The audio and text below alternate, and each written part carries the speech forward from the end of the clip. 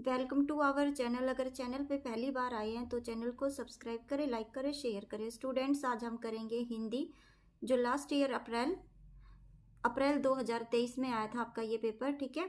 और 28 तारीख जो है फ्राइडे का दिन था जिस दिन ये पेपर आया। और अभी हम ये करेंगे, इस टोटली ये हमारा 100 मार्क्स का पेपर आया था, ठीक है। पहला इसका क्वेश्चन देखते हैं क्या है। सबसे पहले हम इनके अंक देखेंगे। आपको सामने दिख रहा है 100 मार्क्स का ये पेपर है। 3 घंटे का समय है। सभी प्रश्न अनिवार्य है। प्रश्नों के उत्तर जो अंक जो है उनके सामने दिए गए हैं। सबसे पहला जो क्वेश्चन आया है वो आप देख सकते हैं। निम्नलिखित काव्यांश किस पाठ से लिया गया है? इसके कवि का नाम उल्लेख करते हुए काव्यांश का काव्य सौंदर्य स्पष्ट कीजिए, ठीक है। तो यहाँ पे जो मैं आपको काव्य का इसका स्पष्ट करके बता रही हूँ कि कैसे आपको एग्जाम में ये करना है। सबसे पहले देखिए स्टूडेंट्स, हिंदी अप्रैल 2023 पेपर मैंने ये सॉल्व किया है और आपको सामने स्क्रीन पे दिखाई दे रहा है।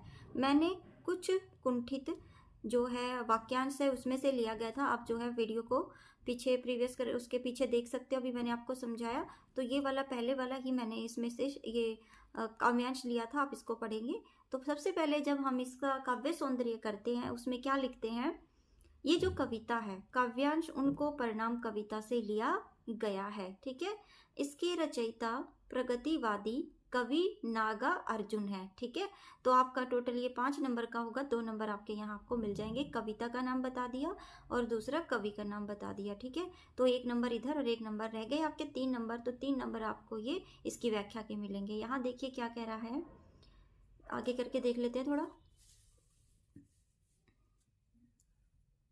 यहाँ रिक्त तुनीर शब्द से अभिप्राय है कि वे लोग भी आदर के योग्य है जिन्होंने अपने लक्ष्य को प्राप्त करने के लिए संघर्ष किया किंतु साधनहीन होने के कारण सफल नहीं हो पाए। कवि महत्वपूर्ण सफलता को नहीं अपितु लक्ष्य के लिए किए गए संघर्ष को भी मानता है, ठीक है। तो यहाँ पे कवि कहना चाहता है, मैं आपको एक बार फिर दोबारा दिखा देती हूँ प्रश्न। देखिए ये रहा, कुछ कुंठित ओ कुछ लक्ष्य भ्रष्ट। इसमें कहा गया है कि ये जो है, तो यहाँ पे देखो पहले रिक्त तुनीर, तुनीर जो शब्द है उसका अर्थ लिया गया है वे लोग भी आदर के योग्य है जिन्होंने क्या किया था, अपने लक्ष्य की प्राप्ति के लिए कार्य किया, ठीक है। और जो विजयी नहीं हुए, क्यों नहीं हुए? क्योंकि उनके पास साधनों की कमी थी। लेकिन लेखक ने उन लोगों को भी क्या किया, उन लोगों को भी महत्वपूर्ण जो है बताया है, जरूरी बताया है जिन्होंने संघर्ष किया, ठीक है। लक्ष्य के लिए जिन्होंने संघर्ष किया। ये आपको समझ आ गया। अभी हम देखेंगे दूसरे वाला। पहला प्रश्न देखेंगे स्टूडेंट्स। यहाँ पे आप देखो, यहाँ पे दिया गया है कि क्वेश्चन नंबर 1, 2, 3 और 4 क्वेश्चन यहाँ पे आपके सामने देखो दिख रहे हैं। Question number 1, question number 2, question number 3 और 4, ठीक है। ये जो आपका है सेकंड पार्ट आ गया इसका। और सेकंड पार्ट आप देखोगे 2 into 3, यानी कि आपको सिर्फ 3 क्वेश्चन करने हैं और जो प्रत्येक क्वेश्चन है वो 2-2 नंबर के हैं। एक क्वेश्चन आपको छोड़ना है और 6 नंबर का ये टोटल रहेगा, ठीक है। सबसे पहले हम देखेंगे वृंद कवि के अनुसार, जो वृंद जी थे जो कवि हैं, आंखों का मन के भावों से क्या संबंध है, उदाहरण सहित लिखिए। ये आपका 2 नंबर का क्वेश्चन आएगा। इसको कैसे लिखेंगे वो देखते हैं। देखिए, व्यक्ति की आंखें उसके हृदय यानी दिल में विद्यमान रहती हैं, ठीक है। हित या अहित के भावों को अच्छी तरह व्यक्त कर लेती हैं। ठीक उसी प्रकार स्वच्छ आरसी, आरसी अर्थात शीशा, अर्थात स्वच्छ शिला भले ही बुरे रंग को प्रकट कर देता है, ठीक है। तो यहाँ पे लिखा हुआ है, जो इसमें कवि ने पूछा था कि आंखें और मन के भाव से क्या संबंध है। कहते हैं कि जिस प्रकार आंखें मन के भावों को, जैसे आप लोग अगर खुश हो अंदर से तो आंखें दिखा देती हैं कि आप खुश हो, अगर अंदर से आप दुखी हो तो आंखें दिखा देती हैं। किस प्रकार? उसी प्रकार जो स्वच्छ आरसी अर्थात स्वस्थ, यहाँ पे हम लिखेंगे शीशा, ठीक है। आरसी का मतलब शीशा, ठीक है। अर्थात स्वच्छ शीशा भले या बुरे को प्रकट कर देता है, क्योंकि शीशे में जो होता है स्वयं भी वही दिखता है। चलो अब हम आगे वाला देखते हैं। चंद्र गहना से लौटती बेर कविता में तालाब के किन दृश्यों का वर्णन किया गया है? ठीक है, ये आपका चैप्टर है चंद्र गहना से लौटती बेर, ये चैप्टर का नाम है। तो इसमें तालाब के दृश्यों का वर्णन किया गया है। तो ये भी आपका 2 नंबर का ही क्वेश्चन है, वो भी अभी देख लेते हैं। कवि तालाब के किनारे पत्थरों को देखकर कल्पना कर रहा है कि वे तालाब के किनारे पड़े उसका चुपचाप पानी पी रहे हैं। स्टूडेंट्स, आप देखेंगे कि जो कवि है उसकी कल्पना शक्ति इतनी ज़्यादा है कि वो इतना ज़्यादा सोच रहा है कि आप तालाब के किनारे जो पत्थर पड़े हुए हैं वो मानो चुपचाप उसका पानी पी रहे हो। आपने भी देखा होगा तालाब के किनारे पत्थरों को पड़े हुए। शायद तब से पी रही हैं जब से तालाब बना है। ठीक है, कि तब से पी रही हैं जब से तालाब बना है। तालाब में बगुला पानी में टांगे फैलाए बैठा है। ठीक है, वह ध्यान मग्न है, यानी कि बगुला जो है वो ध्यान से बैठा हुआ है, ध्यान में रहता है ना बगुला। ऐसा लगता है जैसे सो रहा हो। ठीक है, मानो ऐसे लग रहा है जैसे सो रहा हो, क्योंकि आपको पता ही है बगुले की जो चालाकी होती है वो मछलियों को पकड़ने के लिए ही ध्यान मग्न होता है, ताकि मछलियां सोचे कि वो सो रहा है। ठीक है, साथ में तालाब में छोटी छोटी लहरें उठ रही हैं, और तालाब में छोटी छोटी लहरें उठ रही हैं। जल नीला है, उस पर भूरे रंग की घास उगी है। ठीक है, नीले जल के ऊपर भूरे रंग की घास उगी हुई है।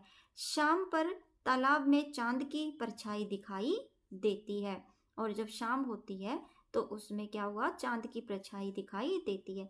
तो ये बहुत बेसिक सा जो है बात कही गई है। इसका आपको भी पता होगा कि चांद जब पानी में दिखता है तालाब में बहुत सुंदर लगता है, उसमें बगुला होता है। ठीक है, जल नीला होता है उसका, और उसके अंदर भूरे रंग की घास है जो वो फैली हुई होती है। ठीक है, तो ये छोटी छोटी चीजें हैं जिसको आप याद करोगे।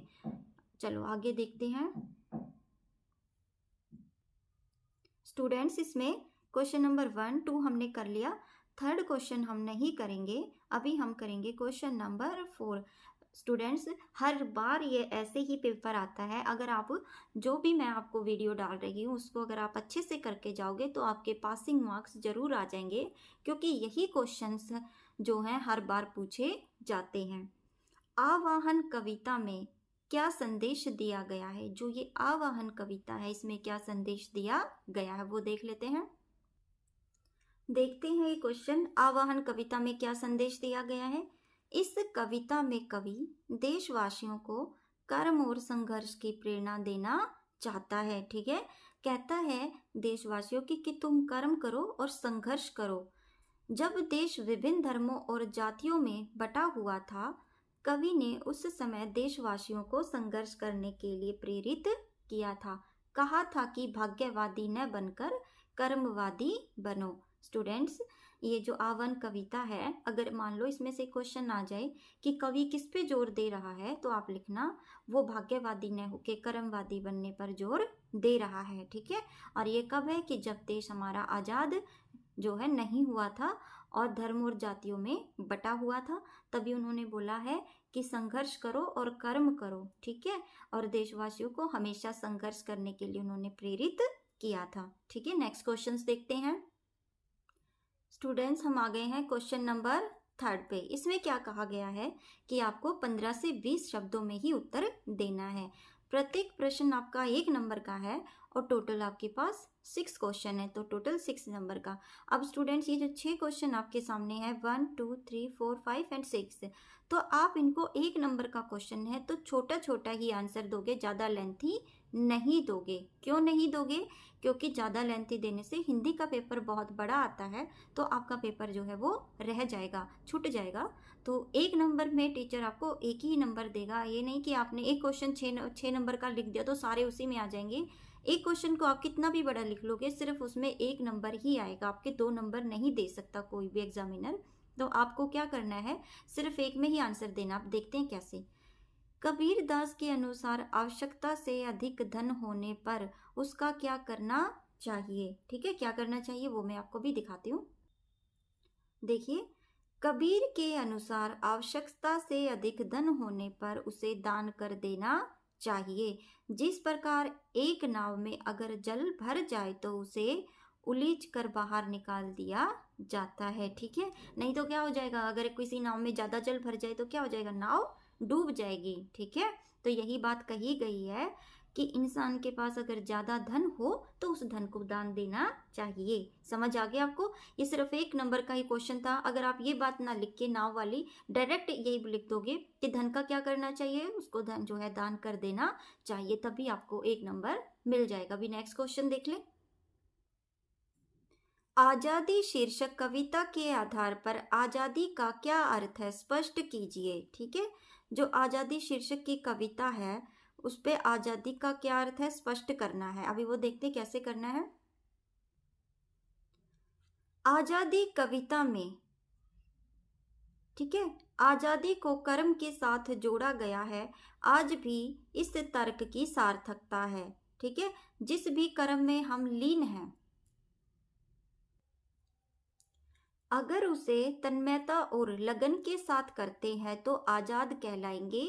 अगर अपने कर्म में कोताही बरतते हैं तो गुलाम कहलाएंगे। स्टूडेंट्स, यहाँ आजादी से कवि का मतलब था कि जो कवि है वो आजादी को क्या कहता है, क्या समझता है।